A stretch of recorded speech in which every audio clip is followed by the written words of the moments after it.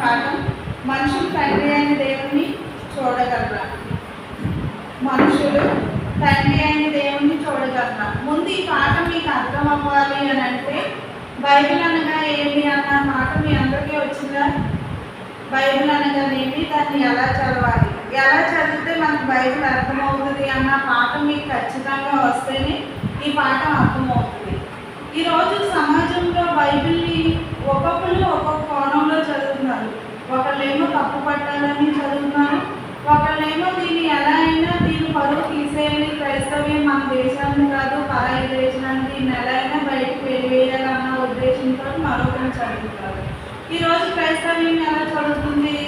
ఏదో చదివాం, ఏదో ఆఫీస్కి వెళ్ళినప్పుడు చదివాం, మనకి మంచి మాట వచ్చింది, లేదా ఒకవేళ అక్కడ యోగా వెళ్ళి ఊరు పెట్టుకున్నాం అన్న మాట వస్తే అది మూసేసి మళ్ళీ మరొక మాటను చదువుతాం. తర్వాత మనం ఎలా చదువుతాం? బైబిల్ని పరిశీలనాత్మకంగానే చదువుతాం కదా.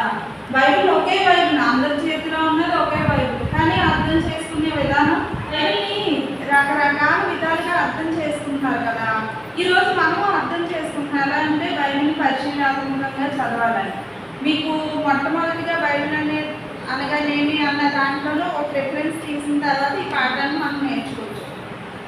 యెషయా గ్రంథము 34వ అధ్యాయం 16వ వచనం. యెషయా గ్రంథము 34వ అధ్యాయము 16వ వచనం. యెహోవా గ్రంథంను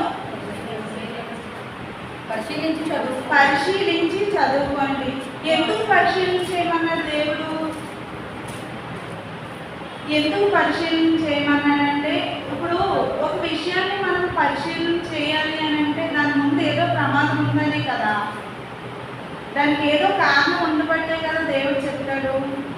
ఇక్కడ కూడా అలానే చెప్పాడు కదా, యెహోవా గ్రంథాన్ని పరిశీలన చేయాలని. తర్వాత బైబిల్ చదివేటప్పుడు సందర్భపూర్వకంగా కాలానికి అనుగుణంగా చదవమని చెప్పాడు కదా. ఎవరు ఏ కాలంలో ఎవరెవరితో మాట్లాడారు ఇవన్నీ మీకు తెలుసు కదా. మొదటి పాఠంలో ఇవన్నీ మీరు నేర్చుకున్నాయి. ఈ పాఠాన్ని మీరు మీ మైండ్లో పెట్టుకొని, ఇది బ్రెయిన్లో పెట్టుకొని, బైబిల్ అనగానేమి అన్న పాఠాన్ని దృష్టిలో పెట్టుకొని అప్పుడు ఈ పాఠం ఆలోచించండి. ఓకేనా? మొదటిగా ఈ పాఠంలోని రిఫరెన్స్ మార్కు సువార్త 4వ అధ్యాయం 24వ వచనం. మార్కు సువార్త 4వ అధ్యాయము 24వ వచనం. చదవండి కదా. మీరు ఏమి వినుచున్నారో జాగ్రత్తగా చూచుకొనుడి. మీరెట్టి కొలతలతో కొలుతురో మీకును అట్టి కొలతలతోనే కొలవబడును. మరి ఎక్కువగా మీకు ఇవ్వబడును. ఇక్కడ ఏమని చెప్తున్నాను? మరియు ఆయన మీరు ఏమి వినుచున్నారో జాగ్రత్తగా చూచుకొనిడి. జాగ్రత్త అని మనం ఈ సందర్భాన్ని జాగ్రత్త అనే పదాన్ని మనం ఎప్పుడు ఉపయోగిస్తాం? మన భర్త బయటకు వెళ్ళినప్పుడు కానీ, మన పిల్లలు బయటకు వెళ్ళినప్పుడు కానీ, లేకపోతే మన ఇరుగు పొరుగు వారు ఎక్కడికన్నా వేరే గ్రామానికి కానీ వేరే ఊరు వెళ్ళినప్పుడు కానీ మనం చెప్తాం జాగ్రత్తగా వెళ్ళండి. ఎందుకు ఈ మాటలు చెప్తున్నాం మనం అంటే ప్రమాదాలు పొంచి ఉన్నాయనే కదా. ఈరోజు సమాజంలో బయటకు వెళ్ళిన వారు ఈరోజు బయటకు వెళ్తున్నారంటే మళ్ళా గంటకి ఏం వార్త వినిపిస్తుందో, తర్వాత ఇంకో నిమిషానికి ఏం మాట వినిపిస్తుందో అన్న భయంతోనే మనం ఉన్నాం కదా. ఎందుకు అలా ఉన్నామంటే ప్రమాదాలు జరుగుతాయన్న ఉద్దేశంతో మనం ఉన్నాం కదా. అసలు మన పాఠం చూస్తే మనుషులు తండ్రి అయిన దేవుని చూడగలరా అని అంటే, ఈరోజు మన క్రైస్తవ్యంలో మనకి ఒక భిన్నమైన వార్త మనం ఎప్పుడు వింటూనే ఉంటాం. ఏమని వింటాం? రాత్రి నాకు దేవుడు కనిపించాడు, నాతో మాట్లాడాడు, ఆయన నన్ను పలానా చోటకి వెళ్ళి సేవ చేయమన్నాడు, లేకపోతే పలానా చోట నాకు ఇది కొనమన్నాడు, లేకపోతే పలానా చోట ఒక కారు ఉందంటే ఆ కారుని తీసుకోమన్నాడని. ఇంకా పాషా గారు సేవకుడైన అయ్యగారు ఒక మాటలు చెప్తారు. తర్వాత సంఘస్థులు ఏం చెప్తారు? ఆ రాత్రి పలానా దర్శనంలో నాకు దేవుడు కనిపించాడు. రకరకాలుగా ఇంకా మన అవసరతలు మనం చెప్పుకుంటూ ఉంటాం కదా దేవుడు కనిపించాడని. అసలు దేవుడు ఎవరు అన్న పాఠంలో మీరు ఏం నేర్చుకున్నారు? దేవుడు ఎవరంటే మన కన్న తండ్రి. ఆదాము దేవుడు కుమారుడు అని ఉంది కదా లోకా సువార్త 3వ అధ్యాయం 38వ వచనంలో. మరి ఆదాము నుంచి వచ్చిన వాళ్ళనే కదా మనం అందరం. మరి ఆదాముకి దేవుడు తండ్రి అయినప్పుడు మనందరికి కూడా దేవుడు తండ్రి అనే కదా నేర్చుకున్నాం. మరి ఆదాముకి దేవుడు తండ్రి, మనకు కూడా ఆయన తండ్రి కదా. మరి క్రైస్తవ్యంలో కొంతమందికే కనిపించారు, అందరికీ కనిపించాలి కదా. మనందరికీ కన్న తండ్రి అయిన దేవుడు ఒక్కడే అయినప్పుడు మరి కొంతమందికి ఎందుకు కనిపిస్తున్నాడు క్రైస్తవ్యంలో? అంటే దేవుడు మన మీద పక్షపాతం చూపిస్తున్నాడా? లేదు కదా. ఈ విషయం మీకు అర్థం అవ్వాలంటే కుటుంబంలో 2 పిల్లలు ఉన్నారు. 2 పిల్లల్ని మనం కొడుకుని కూతుర్ని సమానంగానే చూస్తామా, లేకపోతే ఒకరిని బాగా చూసి ఒకరిని సరిగ్గా చూడమా? ఇద్దరిని సమానంగానే కదా చూస్తాం. ఏది కొన్నా ఇద్దరికి సమానంగానే కొంటాం. కానీ ఈ రోజున్న కాలంలో ఒక అమ్మాయి అయితే కొంచెం చిన్న చూపు చూస్తారేమో, కానీ తల్లిదండ్రుల దగ్గర అది ఉండదా? చిన్న చూపు అనేది ఉండదు కదా. ఇంకా అబ్బాయి కంటే అమ్మాయినే ఎక్కువ ప్రేమిస్తాం మనమైతే.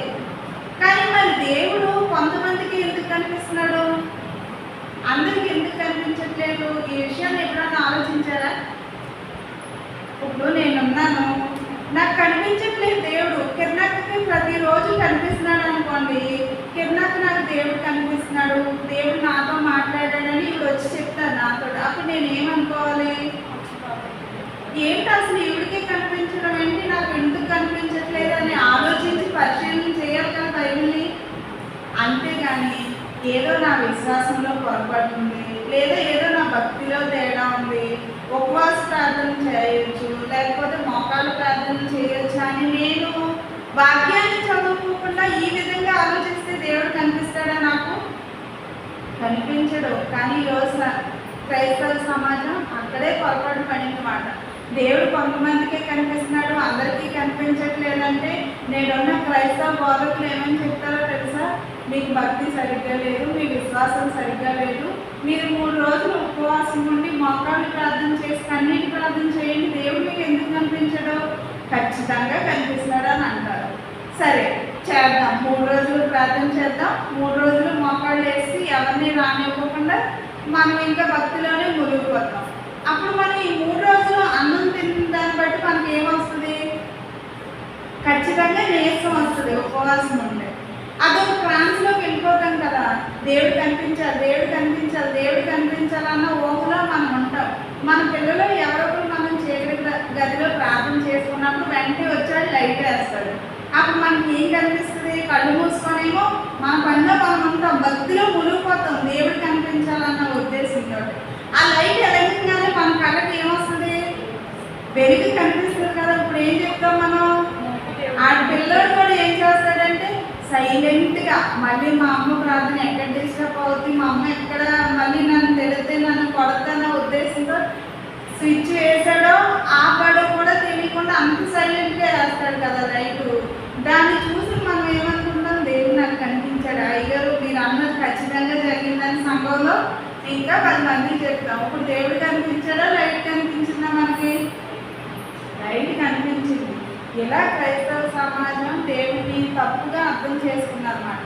సరే ఇప్పుడు వరకు బాగానే చెప్పావు కదక్క, లైటే అంటున్నావు కదా, మరి ప్రారంభంలో కొంతమంది భక్తులకు కనిపించాడు కదా దేవుడు అని అనొచ్చు మీరు. ప్రారంభంలో దేవుడు కనిపించాడా? కనిపించాడు కదా. అసలు ఎవరు కనిపించారు, ఎక్కడ కనిపించాడు, ఏ సందర్భంలో కనిపించాడో అది కూడా మనం ఆలోచిద్దాం. ఆదికాండము 32వ అధ్యాయం 30వ వచనం చూడండి. ఆదికాండము 32వ అధ్యాయం 30వ వచనం. ఆదికాండము 32వ అధ్యాయం 30వ వచనం. యాకోబు నేను ముఖాముఖిగా దేవుని చూచితిని, యాకోబు నేను ముఖాముఖిగా దేవుని చూచితిని, అయినను నా ప్రాణం దక్కినదని ఆ స్థలమునకు పేరు పెట్టెను. అంటే పెనుయేలు అనగా దేవునితో పోరాటం. పుట్టినోట్లో అదే కదంలో ఉంది. ఇప్పుడు యాకోబు ఎవరు చూశారు? యాకోబు గారు దేవుణ్ణి ముఖాముఖిగా చూశాడని ఉంది కదా. మరి ఈ విషయాన్ని ఎలానే ఉంచండి, ఈ సందర్భాన్ని, ఈ మాటని ఇక్కడ చేపెట్టుకోండి. మనం ఇంకొక మాటను చూద్దాం. యోహాను సువార్త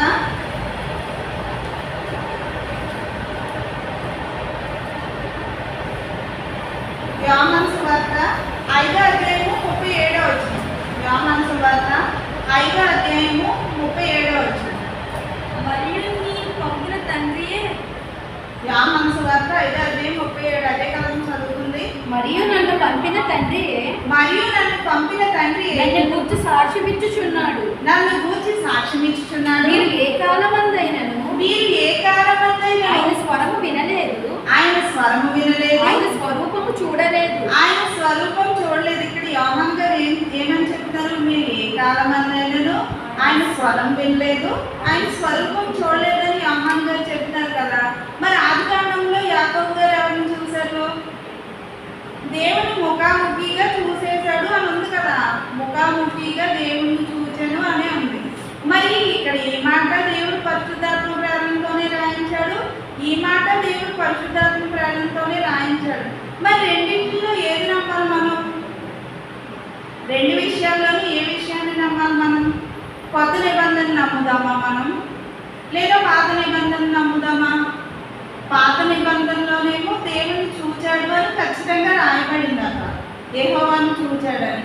కొత్త నిబంధనలో ఏ కాలమందైనా, ఏ కాలమందంటే ఆదాము కాలం కావచ్చు, మోషే కాలం కావచ్చు, పెద్దల కాలం కావచ్చు, ప్రవక్తల కాలం కావచ్చు, న్యాయాధిపతుల కాలం కావచ్చు, ఇంకా ప్రారంభంలో ఉన్న ఆది కాండం ఆదాము కాలం నుంచి ఇప్పుడు వరకు ప్రజెంట్ ఉన్న కాలం వరకు ఏ కాలమందైనను ఆయన స్వరం వినలేదు, ఆయన స్వరూపం చూడలేదు అని అంటే ఏ కాలం? మనం చనిపోయిన తర్వాత మరొక తరం వస్తుంది కదా, వాళ్ళు కూడా చూడలేదని ఇక్కడ ఉంది కదా. మరి రెండింటిలో మనం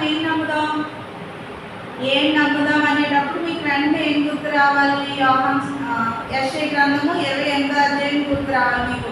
ఆజ్ఞ వెంబడి ఆజ్ఞ, సూత్రం వెంబడి సూత్రము, కొంత ఇచ్చట కొంత అచ్చట యెహోవా వాక్యం మీకు వచ్చును అన్న రెఫరెన్స్ మీరు నేర్చుకున్నారు కదా. అలానే ఈ పాఠాన్ని కూడా మనం పరిశీలించి చదవాలి. ఇంతకీ యాకోబు గారు ఎవరిని చూశారు అన్న విషయాన్ని మనం ఆలోచిస్తే హోషే గ్రంథము 12వ అధ్యాయము, హోషే గ్రంథము 12వ అధ్యాయము 3-4 వచనాలు చూడండి. హోషే గ్రంథము 12వ అధ్యాయము 3-4 వచనాలు. తల్లి గర్భమందు యాకోబు తన సహోదరుని మడిమెను పట్టుకొనెను. మగసిరి కలవాడై అతడు దేవునితో పోరాడెను. అతడు దూతతో పోరాడి జయముందెను. చాలా 3వ వచనంలో ఏముంది? ఇక్కడ మరలా దేవునితో పోరాడాడు అనే కదా ఉంది. 3 తర్వాత 4వ వచనంలో ఏముంది? అతడు దూతతో పోరాడి జయముందెను. ఈ విషయాన్ని ఎలానే ఉంచండి.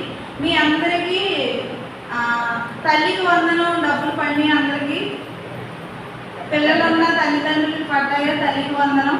లేదా మీ చుట్టుపక్కల ఉన్న వాళ్ళకి పడ్డాయి కదా. తల్లికి వందనం డబ్బులు ఎవరు వేశారు మీకు? చంద్రబాబు నాయుడు వేశాడా, లేకపోతే బ్యాంక్ మేనేజర్ వేశారు మీకు? సరిగ్గా చెప్పండి. కానీ మీరు ఈ బ్యాంక్ మేనేజర్ గురించి చెప్పారా, చంద్రబాబు నాయుడు గారి గురించి చెప్పారా? చంద్రబాబు నాయుడు గారి గురించే కదా వేశారు. అంటే ఆయన వచ్చి మీ అకౌంట్ నెంబర్ తీసుకొని బ్యాంక్లో ఉన్న డబ్బులు మీ అకౌంట్లోకి వేసి ట్రాన్స్ఫర్ చేశారా? లేదు కదా. ఆయన మాట చెప్పాడు, కానీ ఆ మాటను ఎవరు ఫాలో అయ్యారు? ఆయన కింద ఉన్న బ్యాంక్ మేనేజరే కదా. బ్యాంక్ మేనేజర్ కింద ఉన్న అకౌంటెంట్ ఒక ఆయన ఉంటారు, ఆయన కదా మన అకౌంట్లోకి డబ్బులు ఇచ్చింది. ఆయన ద్వారాగా మనం పోస్ట్ ఆఫీస్కో లేకపోతే బ్యాంక్కి వెళ్ళి మనం తీసుకున్నాం. మన చేతికి డబ్బులు ఎవరు ఇచ్చారు? బ్యాంక్లో ఉన్న ఒక పని చేసి ఒక జాబ్ చేసి జాబ్ హోల్డర్ కదా మనకి ఇచ్చాడు డబ్బులు. మనం ఎవరి పేరు చెప్తున్నాం?